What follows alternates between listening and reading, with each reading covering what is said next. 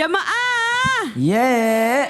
Oh jamaah. Iya. Alhamdulillah. Buat jamaah yang baru bergabung, hari ini kita membahas tema dahsyatnya cinta wanita. Seperti apa dahsyatnya cinta wanita? Banyak banget yang sudah kita pelajari tadi ya Ustadz Syam. Betul sekali. Ini ada satu yang benar-benar kayaknya ingin ditanyakan Ustadz Syam. Apakah kita sebagai wanita yang kadang-kadang rela mengorbankan kenyamanan, cinta, harta, pekerjaan demi status orang yang kita cintai, seperti mungkin contohnya Bunda Khadijah kepada Rasulullah, berdiri di sisi Nabi ketika Nabi dihina semua orang, dunia berpaling dari Nabi.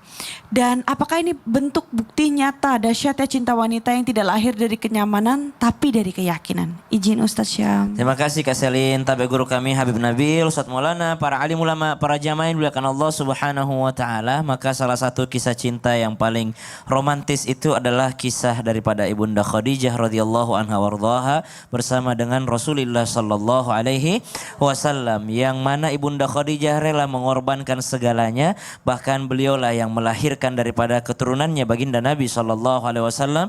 Beliau pula lah yang mengorbankan dirinya, mengorbankan hartanya, mengorbankan segalanya, bahkan nyawanya. Bahkan dalam riwayat dikatakan ketika beliau dalam keadaan sakit dan beliau mengatakan kepada Nabi, aku merelakan semuanya, bahkan kalau belum cukup ketika aku meninggal dunia dan engkau memerlukan jembatan, maka engkau galilah kuburanku untuk kau ambil tulang belulangku, kau jadikan jembatan untuk menjalankan dakwahmu. Itulah seorang wanita yang tahu mencintai siapa yang mesti dicintai. Maka cintailah seseorang yang membalas cintamu sampai akhirat.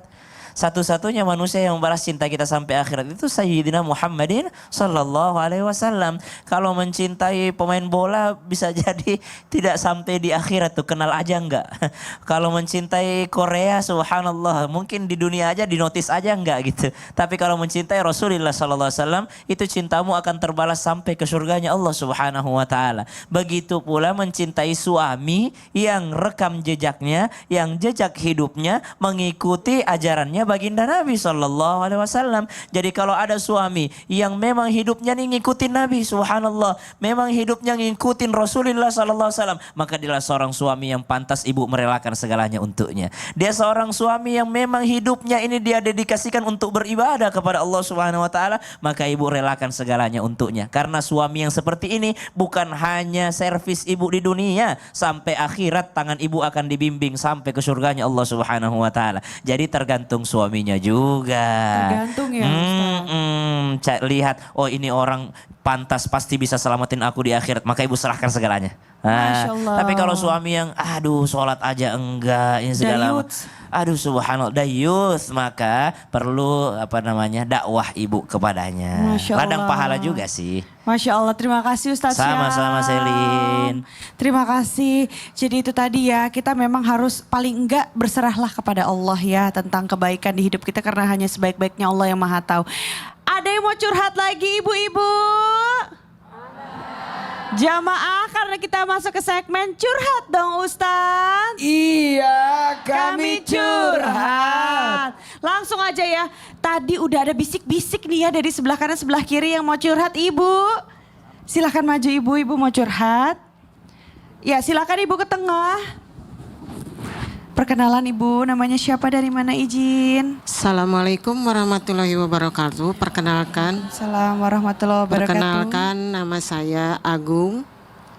Saya ingin bertanya sesuai dengan profesi saya sebagai bidan, di mana suatu saat saya pernah mengalami, waktu itu mau sholat subuh, saya sudah memakai mukena ya, mau istilahnya sholat, tetapi pasien saya pada saat itu ingin mengedan. Yang ingin saya tanyakan, apakah saya melanjutkan sholat saya atau saya menolong dulu orang yang mau melahirkan? Wah, mungkin Masya Allah, ya, tadi itu mau bertanya ke Habib, izin Habib, Ustadz Syam. Baik, Masya Allah, baik, siap. Saya kan waktunya sholat subuh ya. Mau sholat, tapi ada pasien nih, pasien. Siap. Pas saya bantu ya. Iya. Jadi ketika ibu udah waktunya mau sholat, ada pasien yang ingin mengedan, ingin melahirkan. Iya. Nah, udah gak kuat tuh biasanya tuh udah mau melahirkan ya. Iya gitu. Itu ibu bingung siapa yang harus didahulukan. Saya harus dahulukan sholat apa menolong pasien ini? Betul. Masya Allah, luar biasa. Ustadz Maulana dulu. Ya boleh. Izin. Dahulukan yang mempertaruhkan nyawa. Jangankan sebelum salat. Salat pun kalau ada anak yang mau jatuh ke cebur, bantuin dulu. Iya. Apalagi belum. Kenapa? Karena berkaitan tentang nyawa. Allah itu mengalah demi hambanya. Allah itu kasih sayangnya besar. Dan ibu harus menyelamatkan. Daripada ibu sholat terus mikirin itu.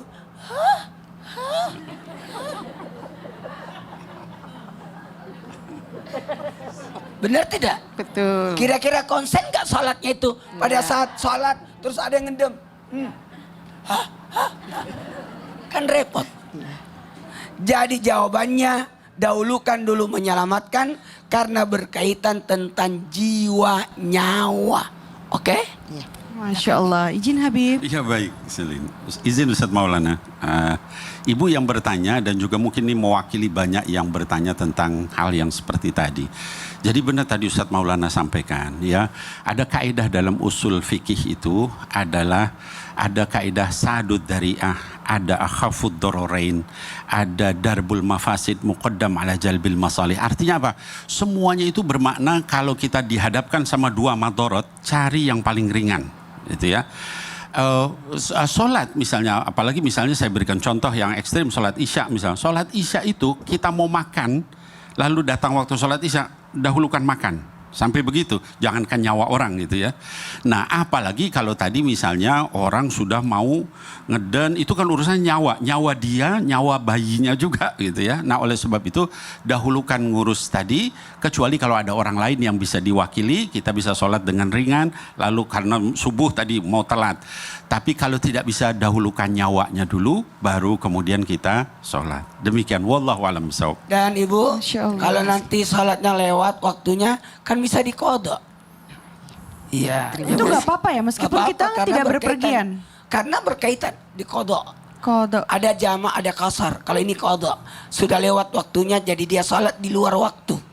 Oh, Masya Allah. Izin Ustadz Syam. Baik, bismillahirrahmanirrahim. Kesimpulan kita untuk di pagi hari yang berberkah ini, dahsyatnya cinta seorang wanita. Allah berikan anugerah cinta terhadap para wanita, maka pesannya gunakanlah cinta itu untuk mencintai sesuatu yang benar. Jangan gunakan cinta tersebut untuk mencintai sesuatu yang salah. Betapa banyak cinta yang kita arahkan kepada jalan yang salah. Mencintai orang yang salah, mencintai maksiat, mencintai jauh dari Allah. Maka ini semua cinta yang diarahkan kepada tempat yang salah. Arahkan cintamu kepada tempat yang benar dan orang yang tepat. Bismillahirrahmanirrahim. Alhamdulillahi rabbil alamin. Allahumma salli ala sayyidina Muhammadin nabiyil ummi wa ala alihi wa sahbihi wa sallim. Ya Allah, kami mencintaimu ya Allah, maka balaslah cinta kami fid dunya wal akhirah. Ya Allah, kirimkanlah pula kepada kami orang-orang yang mencintaimu ya Allah, dan bantulah kami beramal soleh yang membuatmu semakin mencintai kami ya Allah. Ya Allah ya Rahman ya Rahim, balaslah cintanya emak kami, mama kami, ibu kami, ummi kami ya Allah dengan jannatul firdaus. Wa sallallahu ala sayyidina Muhammadin walhamdulillahi rabbil alamin. Amin. Terima kasih para gurunda, Ustadz Maulana Habib Nabil, Ustadz Syam. Terima kasih atas ilmunya yang sangat bermanfaat bagi kami semua. Insya Allah selalu dalam lindungan Allah para guru kita, dan semoga para jamaah yang menonton juga acara ini, yang datang ke sini selalu dalam lindungan Allah, selalu diberkahi Allah. Insya Allah kita akan bertemu lagi di episode selanjutnya di Islam Itu Indah. Wassalamualaikum warahmatullahi wabarakatuh.